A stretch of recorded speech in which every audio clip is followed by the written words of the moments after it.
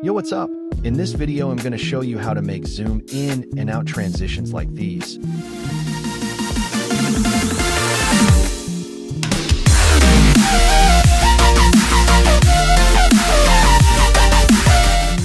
DaVinci Resolve 20. So let's get started.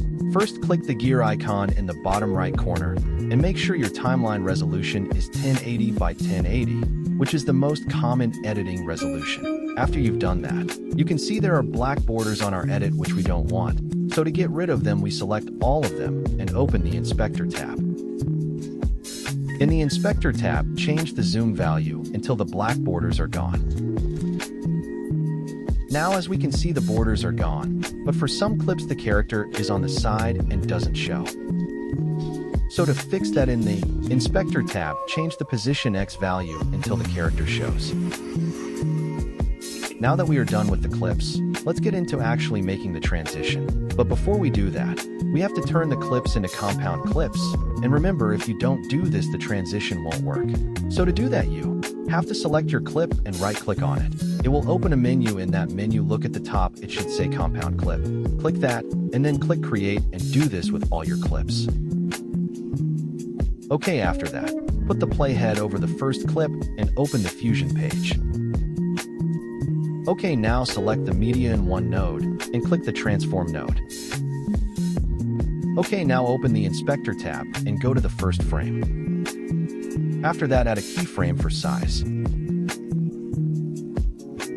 Then go to the last frame and add another keyframe for size and change the value to 1.25.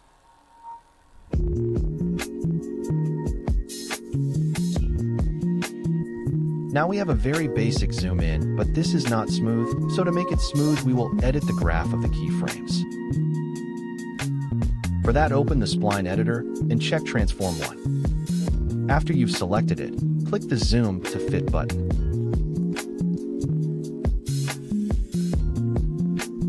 After that, select the whole graph and press S on your keyboard.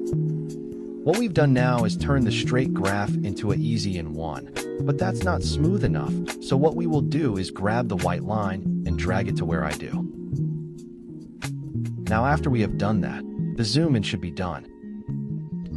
But to add the cherry on top, we will go to the Settings tab and enable Motion Blur and set the quality to 10 and shutter angle to 360.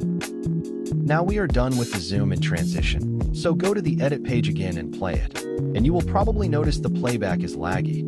To fix that, at the top, select Playback and click Render Cache and set it to Smart. Now a red line should appear over your clips. If it's red, it means they aren't rendered. So what you will do is put the playhead at the beginning and play the clips. You will notice it's laggy, but the red line is turning blue. If it's blue, it means the cache is rendered, but if there are some red chunks in the line, those parts aren't finished. So play the clips back until the whole line is blue. Doing that will make the playback smooth.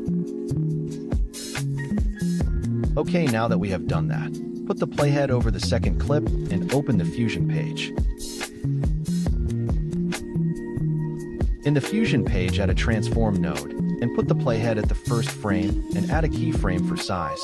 Set the value to 1.25, then go to the last frame and set it to 1. After that, open the spline editor and select Transform 1. After you did that, press the Zoom to Fit button and select everything, then press S on your keyboard and copy me.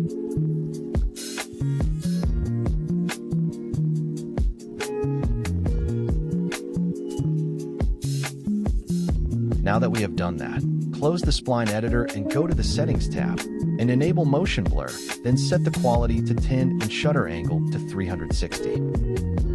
After that, go back to the Edit page and play back the second clip until the whole line is blue.